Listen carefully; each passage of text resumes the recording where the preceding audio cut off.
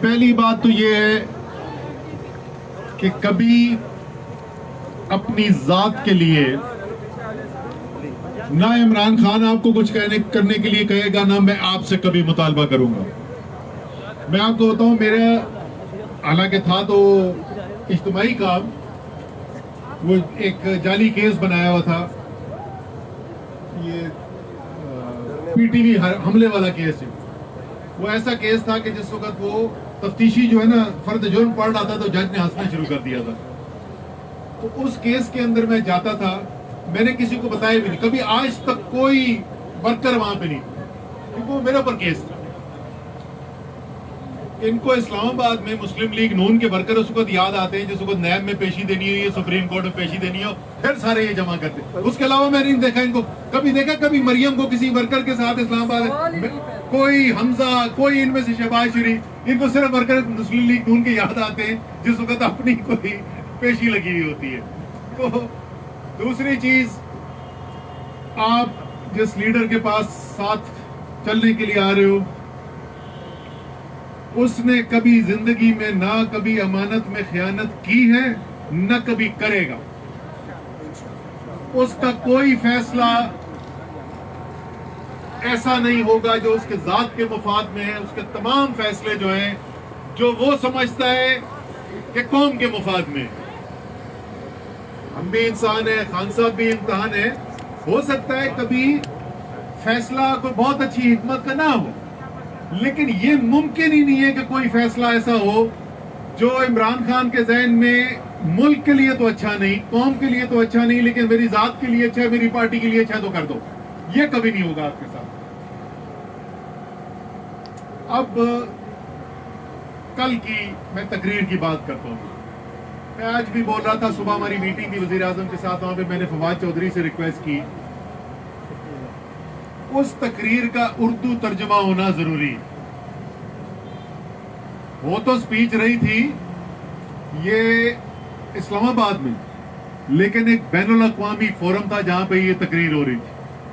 وہاں پہ 48 مسلم ممالک موجود تھے، وہاں پہ چائنا کا فارن منسٹر موجود تھا، اور ظاہر ہے کہ ساری دنیا کے اندر سپیچ جا رہی تھی۔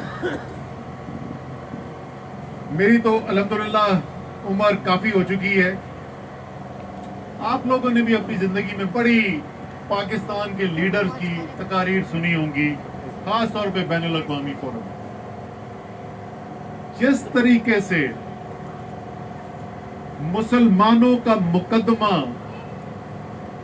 اور حرمت رسول صلی اللہ علیہ وسلم کا مقدمہ عمران خان لڑتا ہے بین الاقوامی سٹیج کے اوپر، میں نے اپنی زندگی میں کسی کو نہیں سنا۔ اور وہ آپ بالکل ٹھیک کہہ رہے ہیں کہ وہ صرف پاکستان کا لیڈر نہیں ہے، کیونکہ اگر صرف پاکستان کے لیڈر ہوتا تو صرف پاکستان کی بات کرتا۔ وہ واقعی میں اس وقت مسلم امہ کا لیڈر بن گیا۔ ہم تو ان کے ساتھ جاتے ہیں، غیر ملکی علاقوں میں بھی جاتے ہیں، دوروں میں بھی جاتے ہیں، اور فخر ہوتا ہے جس طریقے سے مسلمان چاہے دنیا کے کسی کونے سے ہو، وہ جس طریقے سے محبت کا اظہار کرتے ہیں، عقیدت کا اظہار کرتے ہیں۔ اور اسی تناظر کے اندر آپ موجودہ سیاسی صورتحال کو دیکھیں، یہ جو عدم اعتماد کی تحریک ہو رہی ہے، یہ عدم اعتماد کی تحریک ایک وزیر اعظم کے خلاف نہیں آ رہی، یہ عدم اعتماد کی تحریک ایک وزیر اعظم پاکستان کے خلاف بھی نہیں آ رہی، یہ ایک سیاسی پارٹی کے خلاف بھی نہیں ہے۔ یہ عدم اعتماد کی تحریک ایک نظریے، ایک سوچ، ایک فلسفے کے خلاف آ رہی ہے۔ اور میں کوشش کرتا ہوں کہ بات جب کروں تو دلیل سے بات کروں۔ اور اس دن کس کا ایونٹ تھا مجھے یاد نہیں آ رہا، یہ اوورسیز پاکستانی کا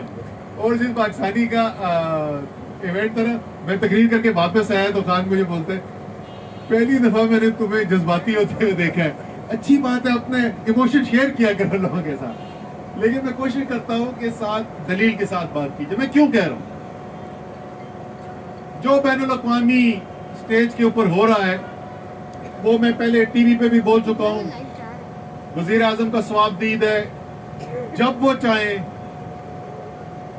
اگر وہ چاہیں تو وہ آپ قوم کے سامنے وہ بھی رکھ دیں گے. لیکن میں آپ کے سامنے دلیل رکھتا ہوں کہ جو لوگ لے کر آ رہے ہیں تحریک عدم اعتماد، وہ کیا کہہ رہے ہیں.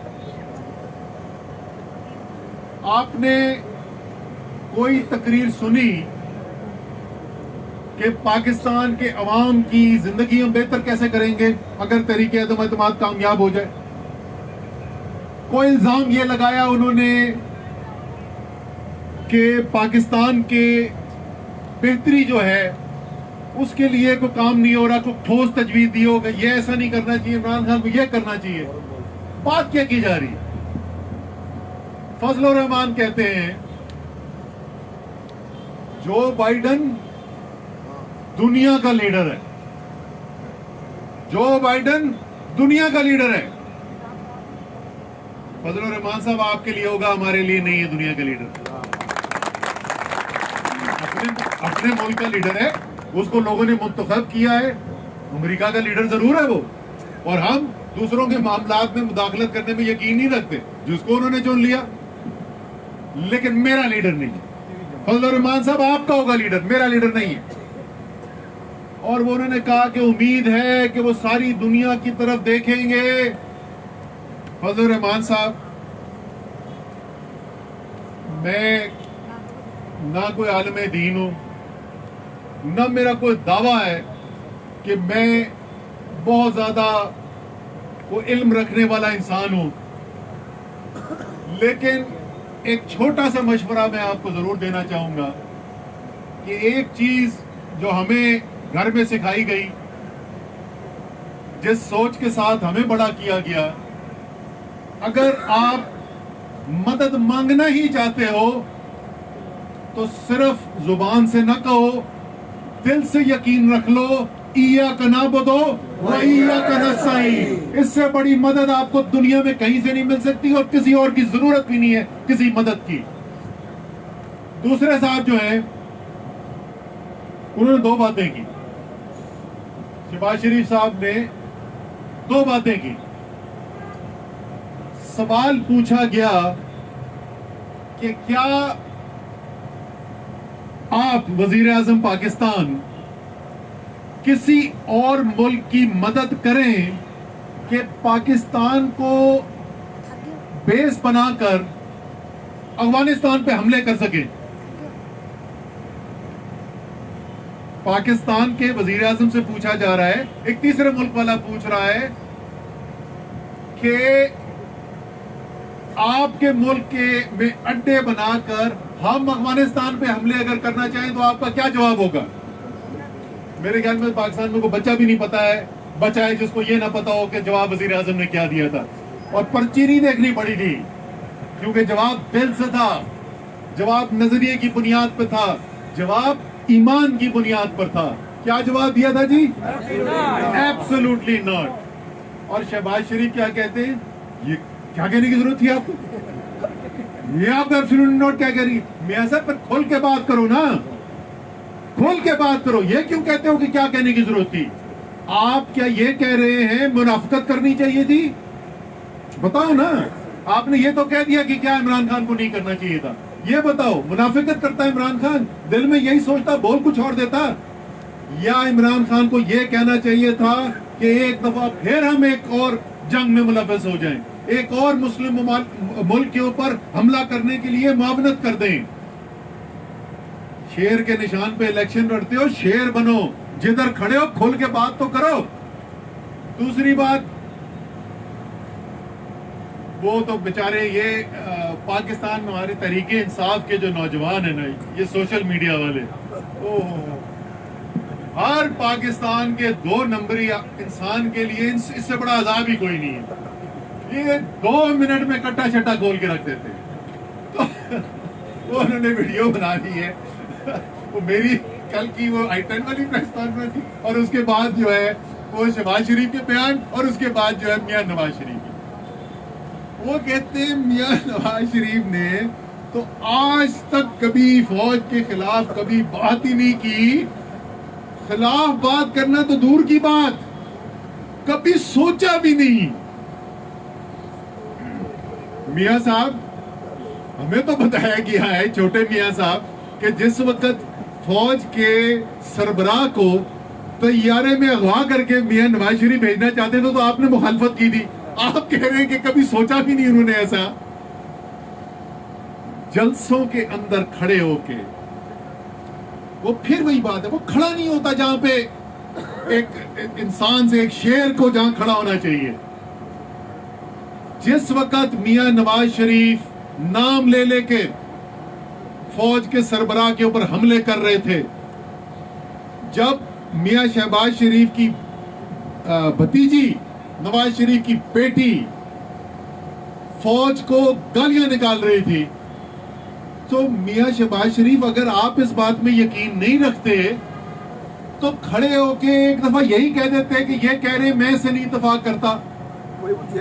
چلے ایسا کرتے میاں صاحب، اب تو ویڈیو دوبارہ چلا دی نا سوشل میڈیا کے بچوں نے، اب میں آپ سے سوال پوچھتا ہوں، ٹی وی کے اوپر آ کے، یا آج کل تو بڑا آسان ہو گیا ہے، کوئی بھی اپنے گھر میں کسی بچے سے بولے وہ ویڈیو فون آپ کے پاس لے آئے گا، ریکارڈ ہو جائے گا۔ میاں شہباز شریف، یہ اس ویڈیو کے ذریعے میرا یہ سوال میاں شہباز شریف تک ضرور پہنچانا ہے بھائی، اور یہ ٹی وی والوں تک بھی پہنچانا ہے تاکہ وہ بھی ان سے یہ سوال پوچھیں۔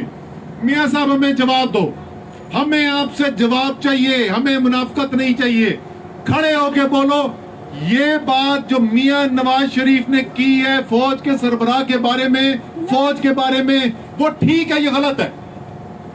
منافقت نہیں چلے گی۔ کھڑے ہو، بتاؤ کدھر کھڑے ہو؟ ہم جہاں کھڑے ہیں ہم ببانگے دول بولتے ہیں،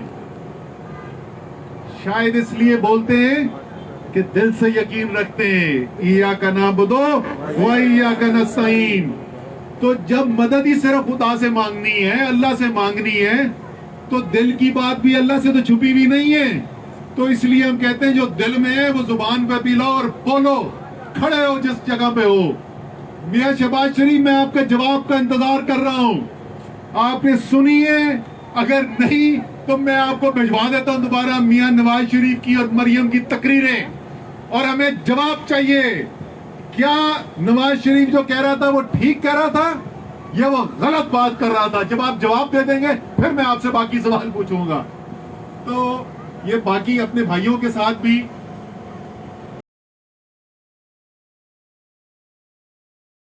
کہ دیکھیں، آپ ایک نظریاتی لیڈر کے پاس آ رہے ہیں اور آپ نے بالکل درست بات کی، مجھے بڑی پسند آئی آپ کی یہ بات۔ اگر کبھی آپ کو نظر آئے کہ عمران خان اپنی ذات کے لیے، اپنے ملک یا دین کے مفاد کے خلاف بات کر رہا ہے تو مجھے بڑی خوشی ہوگی کہ آپ کھڑے ہو کے اپنے ضمیر کے مطابق بات کریں۔ یہ آپ اگر چاہتے ہیں کہ عمران خان آپ کو پسند ہے تو آپ بالکل ایسی بات کرنی ہے، آپ نے ان کو پسند ہی دلیر آدمی ہے۔ تو آپ کو ایک دفعہ پھر میں ویلکم کرتا ہوں پارٹی کے اندر۔